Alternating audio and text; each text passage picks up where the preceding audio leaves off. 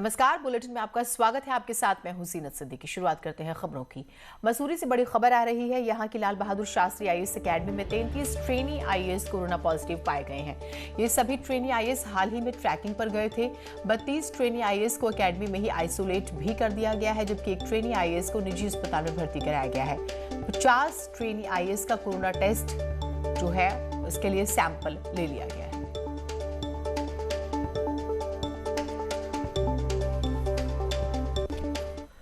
Corona का जो update है वो भी हम आपको दे देते हैं। शुक्रवार को उत्तराखंड में कोरोना के 512 नए मामले सामने आए हैं। देखिए कैसे इजाफा हो रहा है, दुगने हो गए। राज्य में कोरोना के केस 70,000 के पार हो चुके हैं। 24 घंटा में कोरोना के 5 लोगों की कोरोना से मौत भी हो गई है। अभी एक्टिव केसेस जो है वो 4,000 हैं। देहरादून में शुक्रवार को 204 नए मामले सामने आए हैं।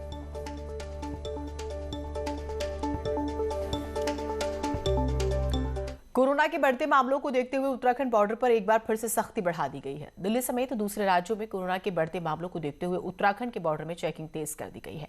बॉर्डर पर दूसरे राज्यों से आने वाले लोगों को अपना आईडी प्रूफ, कोविड रिपोर्ट और दून स्मार्ट सिटी पोर्टल पर रजिस्ट्रेशन दिखाना होगा।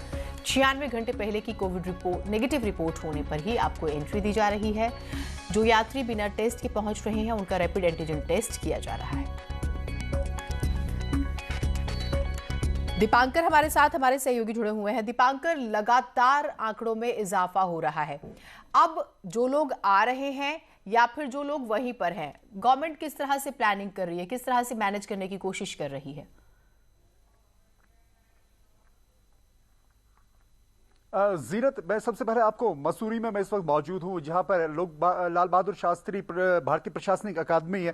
यहां पर 33 ट्रेनी आईएएस कोरोना पॉजिटिव आए हैं और 32 को एकेडमी में ही आइसोलेट किया गया है, एक को प्राइवेट हॉस्पिटल में रखा गया है। इसके अलावा 50 के करीब जो ट्रेनी आईएएस हैं उनके सैंपल लिए गए और लगभग 400 ट्रेनी आईएएस इस वक्त इस अकेडमी में है। डीएम देहरादून ने पुष्टि की है कि जो 33 ट्रेनी है वो कोरोना पॉजिटिव यहां पर है। ये उत्तरकाशी के चांगशिल ट्रैक पे गए थे तकरीबन एक हफ्ते पहले और कल जो रिपोर्ट्स आई हैं उसके बाद इनको आइसोलेट किया गया है एकेडमी में।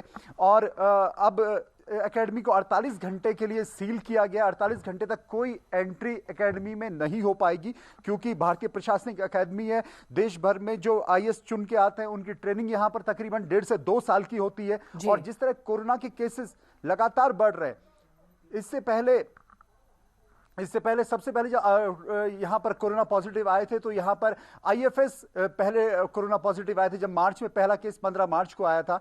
और अब यहाँ पर 33 ट्रेनी आईएएस कोरोना पॉजिटिव आए हैं। डीएम देहरादून ने इसकी पुष्टि की है। जीनत, तो केसेस बढ़ रहे हैं और जो बात आपने कही कि देहरादून में हो या उत्तराखंड में हो या दिल्ली में हो और वहां से आने वाले लोगों को जिस तरह बॉर्डर पर चेकिंग तेज की गई है, उससे साफ है कि कोरोना का खतरा अभी बिल्कुल दीपांकर, इसी वजह से देखिए आपने अकेडमी का जो सिचुएशन है वो भी डराने वाला है। आप मार्च का भी आपने एग्जांपल दिया।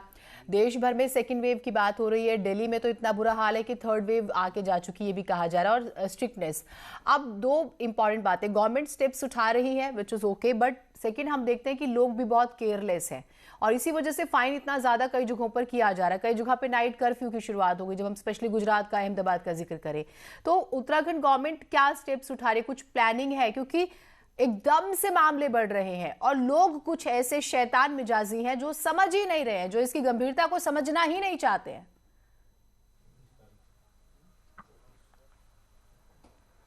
बिल्कुल जीनत, अभी त्योहार का सीजन था। उससे पहले मुख्यमंत्री ने जो बैठक ली थी उसमें सभी अधिकारियों को और सभी डीएम्स को निर्देश दिए गए थे और स्वास्थ्य विभाग के अधिकारियों को कि अपने अपने डिस्ट्रिक्ट्स में वो यहाँ पर सतर्कता बरतें, सख्ती से नियम लागू हो, खासतौर पर मास्क और सोशल डिस्टेंसिंग का। लेकिन जो बात आपने कही कि उस तरीके से लोगों के अंदर जागरूकता नहीं नजर आ रही। लोग बिना मास्क के नजर आते हैं। सोशल डिस्टेंसिंग आपको बाजारों में नजर नहीं आती, बसों में या फिर सार्वजनिक परिवहन के दौरान नजर नहीं आती। तो सरकार का अपने तरफ से प्लान यह है कि गतिविधियां चलती रहे, कहीं पर कामकाज ना रुके, बाजार खुले, लोग आवाजाही करें, लेकिन बावजूद इसके जो एक सेल्फ कॉल होनी चाहिए कि हम मास्क लगाएंगे, हम सोशल डिस्टेंसिंग का पालन करेंगे, वो बातें अभी नहीं नजर आ रही है। हालांकि सरकार का यह कहना है कि केसेस पर उनकी नजर है और केसेस ना बढ़े, इसके लिए पूरे इंतजाम प्रशासन की तरफ से किए गए। आपने देखा कि बॉर्डर पर भी चेकिंग तेज की गई है, टेस्टिंग तेज की गई है। लेकिन यह बात डराने वाली है कि कोरोना के केसेस जिस तरह बढ़ते जा रहे हैं, यह डर है। जीनत, बहुत शुक्रिया आपका। और इसी वजह से सरकारें कोशिशें कर रही हैं तो आपको अपनी भी जिम्मेदारी को थोड़ा समझना होगा। पिथौरागढ़ में कोरोना संक्रमण की वजह से आपदा प्रबंधन विभाग और ट्रेजरी को बंद कर दिया गया है। इन दोनों विभागों के कर्मचारी कोरोना पॉजिटिव मिले हैं। स्वास्थ्य महकमे के निर्देशों के मुताबिक आपदा विभाग 48 घंटों के लिए बंद रहेगा, जबकि ट्रेजरी को आज खोल दिया जाएगा। ट्रेजरी में स्वास्थ्य विभाग ने सभी कर्मचारियों की सैंपलिंग ले ली है।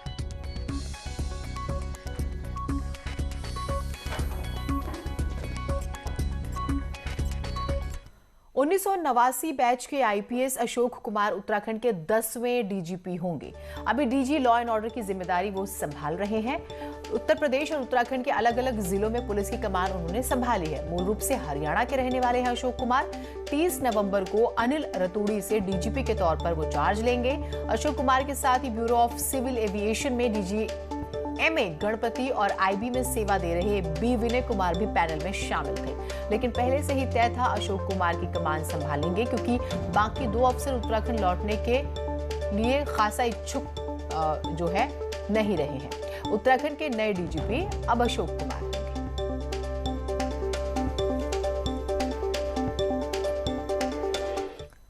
उधर कुंभ को लेकर अखाड़ा परिषद की अध्यक्षता में आज एक महत्वपूर्ण बैठक होने जा रही है, जिसमें तमाम अखाड़ों से जुड़े संत कुंभ को लेकर तैयारियों और कोविड के मद्देनजर आगे की परिस्थितियों पर बातचीत करेंगे। शुक्रवार को अखाड़ा परिषद के राष्ट्रीय अध्यक्ष महंत नरेंद्र गिरी और राष्ट्रीय महामंत्री महंत हरिगिरी ने कैबिनेट मंत्री मदन कौशिक और कुंभ मेला अधिकारी दीपक रावत के साथ मीटिंग की। अखाड़ा परिषद के अध्यक्ष महंत नरेंद्र गिरी महाराज ने बताया कि अगर कोरोना महामारी का प्रकोप कम नहीं हुआ तो कुंभ के शाही स्नान के बारे में नई स्ट्रैटेजी तय की जाएगी, नई रणनीति बनाई जाएगी। अखाड़ा परिषद के राष्ट्रीय महामंत्री महंत हरिगिरी का साफ कहना है कि कोरोना के मद्देनजर हो सकता है कि कुंभ सिर्फ सांकेतिक ही हो। बात होगी रोड, बिजली, पानी की व्यवस्थित होना चाहिए। अब समय नहीं है, काम तेजी से होना चाहिए और दिसंबर लास्ट तक सभी काम पूरे कर देना चाहिए। तो ऐसा संभावना है कि ये जो कुछ भी है बाकी ईश्वर के हाथ में है, कब वो क्या चाहते नहीं चाहते हैं। कोरोना हुआ तो सिर्फ मात्र मेला संकेतिक ही होगा। मुख्यमंत्री त्रिवेंद्र सिंह रावत शुक्रवार को ऋषिकेश के दौरे पर थे। इस दौरान जम्मू कश्मीर में शहीद हुए ऋषिकेश के लाल शहीद राकेश डोभाल के घर पहुंचे। मुख्यमंत्री ने शहीद की पत्नी को सरकारी नौकरी देने का ऐलान किया, साथ ही हर संभव मदद का भरोसा किया। शहीद को श्रद्धांजलि दी और मुख्यमंत्री ने परिवार को हिम्मत दी कि इस दुख की घड़ी में वो उनके साथ है। ये राज्य सरकार उत्तराखंड की पहली सरकार है जिसमें हम जो हमारे शहीद सैनिक और अर्धसैनिक हैं, हम उनके आश्रित को गवर्नमेंट जॉब उसकी योग्यता के अनुसार देते हैं। और स्वर्गीय राकेश डोभाल ने देश के लिए बलिदान हुआ है, उनके लिए भी वो नियम लागू होता है। फिर हम कुछ उसके लिए आर्थिक सहयोग भी हम लोग करते हैं, तो आर्थिक सहयोग भी उनको। उधर टिहरी और पौड़ी को जोड़ने वाले जानकी पुल का मुख्यमंत्री त्रिवेंद्र सिंह रावत ने शुक्रवार को लोकार्पण किया। इस मौके पर कहा कि उनके कार्यकाल में प्रदेश में लगभग 250 से ज्यादा पुलों का लोकार्पण किया गया है, जिससे उत्तराखंड में कनेक्टिविटी और इंफ्रास्ट्रक्चर पर जोर दिया जा रहा है। प्रदेश का विकास हो सके, जानकी पुल टिहरी और पौड़ी क्षेत्र की जनता के लिए एक सौगात के रूप में समर्पित किया गया। इस पुल का सीधा फायदा देश विदेशों से आने वाले पर्यटकों को होगा। महत्व का ये सेतु है जहाँ पर्यटकों को और स्थानीय लोगों को समय की बचत होगी, फ्यूल की बचत होगी, क्योंकि पहले काफ़ी घूमकर लोगों को जाना पड़ता था। वहीं सबसे बड़ी जो देश विदेश से पर्यटक यहाँ पर आते हैं उनको बहुत सुविधा इससे मिलेगी। आगे बढ़ते हैं। पूर्व सीएम हरीश रावत सल्ट उपचुनाव में बीजेपी को वॉकओवर देने वाले अपने बयान से पलट गए हैं। उन्होंने रामनगर में न्यूज 18 से कहा है कि उन्होंने भावनाओं में बहकर बयान दिया था। चुनाव लड़ने का फैसला एआईसीसी को करना है। हरीश रावत ने कहा है कि उन्होंने स्वर्गीय सुरेंद्र सिंह जीना की स्वर्गीय पत्नी को बचपन में अपनी गोद में खिलाया है और जीना क्षेत्र की आवाज उठाने वाले राजनीतिज्ञ थे। उनका यूं चले जाना उन्हें अंदर तक झकझोर किया, इसी वजह से उन्होंने बयान दिया। मैंने कोई वॉक ओवर की बात नहीं है, मैंने खुद भी कहा, मेरी व्यक्तिगत वो है। देखिए वो एक ऐसा नौजवान था सुरेंद्र जीना जिसने सर्वाधिक प्रहार मुझ पर किए। उनको इस तरीके से जाते देखने से मैं भावुकता में कुछ बातें कह गया, बाकी निर्णय तो पार्टी को करना है। कांग्रेस में एक बार फिर अंदरूनी गुटबाजी खुलकर सामने आ गई। हरीश रावत ने अपनी पार्टी के नेताओं पर तीखा तंज कसा है, तो वहीं बीजेपी भी मौका पाकर कांग्रेस पर हमलावर हो गई है।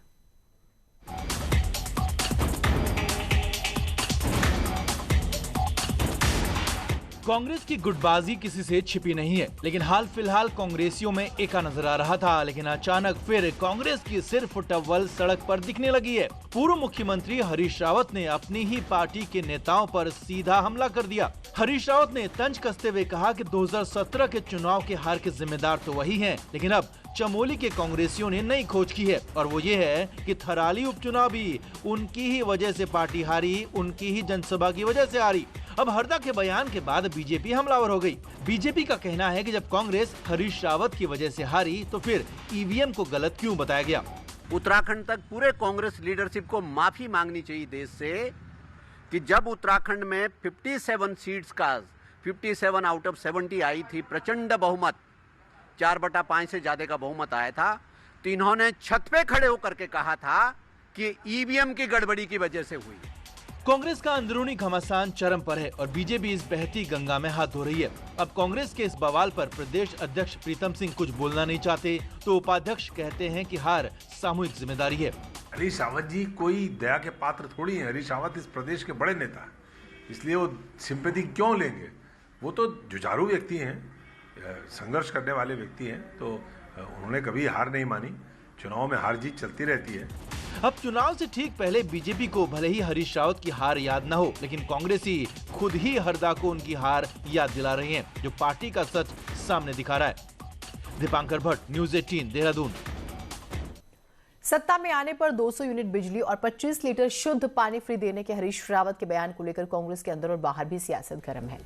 कैबिनेट मंत्री मदन कौशिक का कहना है कि कांग्रेस गुटों में बटी हुई है। राज्य में उसके अधिकृत लोग हैं, वे तो कुछ बोलने को तैयार नहीं। कौशिक का कहना है कि कांग्रेस को जनता से कुछ लेना देना नहीं है, वो अपनी ही राजनीति में फंसी हुई है। ये जनता देख रही है, 2022 में इसका जवाब जनता इन्हें दे भी देगी।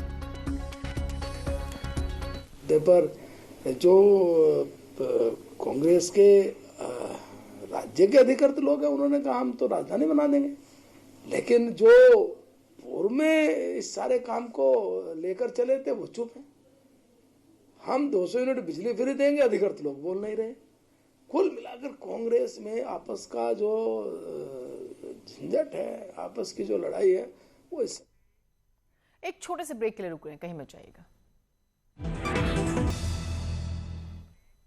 ब्रेक के बाद स्वागत है आप सभी का। इसी बीच देहरादून से खबर आ रही है, यहां नशे में धुत कार सवार ने स्कूटी को टक्कर मारी।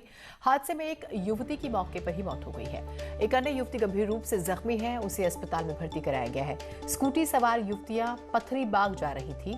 आरोपी युवक सेना का सिपाही बताया जा रहा है और छुट्टी पर घर आया था। आरोपी युवक को पुलिस ने गिरफ्तार कर लिया है। मामला पटेल नगर थाना क्षेत्र का है।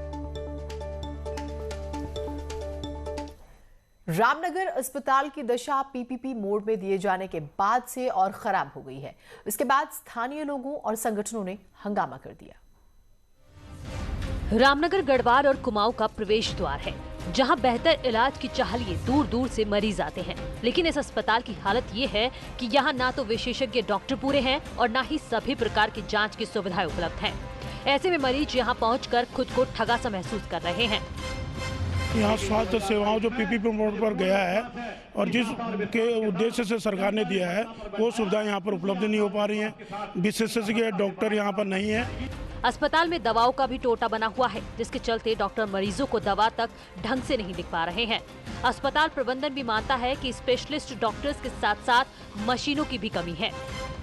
जब से प्राइवेट में अस्पताल पीपीपी मोड पर दिया गया है, तब से अस्पताल की स्थिति ठीक नहीं लग रही है, क्योंकि यहाँ पर ना इलाज मिल रहा है, नहीं ये केस को रिफर कर रहे हैं, नहीं जो दवाई हम खाते आ रहे हैं उनको दे रहे हैं। अनुबंध के अनुसार हमारे कुल 11 स्पेशलिस्ट सर्विस प्रोवाइडर द्वारा नियुक्त किए जाने हैं, जिसमें से बाल रोग विशेषज्ञ, स्त्री रोग विशेषज्ञ। जुलाई से पीपीपी मोड में अस्पताल के जाने के बाद से यहाँ के हालात और बदतर हुए हैं और सवाल सीधे सीधे सर्विस प्रोवाइडर पर खड़े हो रहे हैं। न्यूज़ 18 के लिए रामनगर से गोविंद पाटनी की रिपोर्ट। नैनीताल हाई कोर्ट के निर्देश पर गठित कोविड मॉनिटरिंग कमेटी ने कोविड को लेकर व्यवस्थाओं और अवेयरनेस को लेकर विभागीय अधिकारियों के साथ बैठक की है। कमेटी ने खाड़ी, फकोट और नरेंद्रनगर अस्पताल में निरीक्षण के दौरान खामियां और लापरवाही पाए जाने पर स्वास्थ्य विभाग के अधिकारियों को फटकार लगाई और नाराजगी जाहिर की।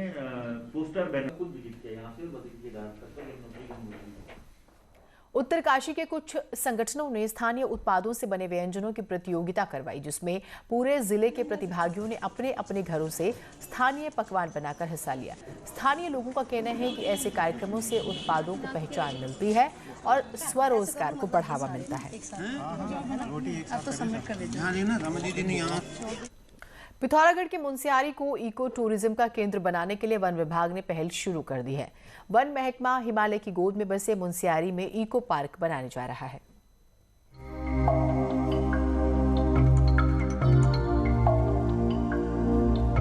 करीब 10,000 फीट की ऊंचाई पर बसा मुनस्यारी देश दुनिया के सैलानियों की पहली चाहत है।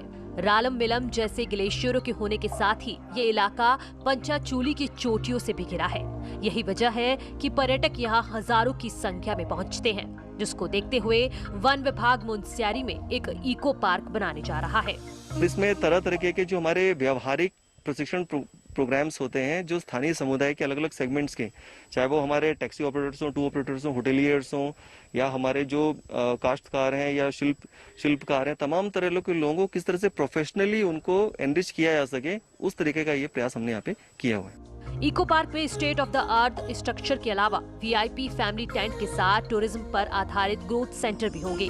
सबसे बड़ी बात यह है कि इसका संचालन पूरी तरह स्थानीय युवाओं के हाथ में होगा।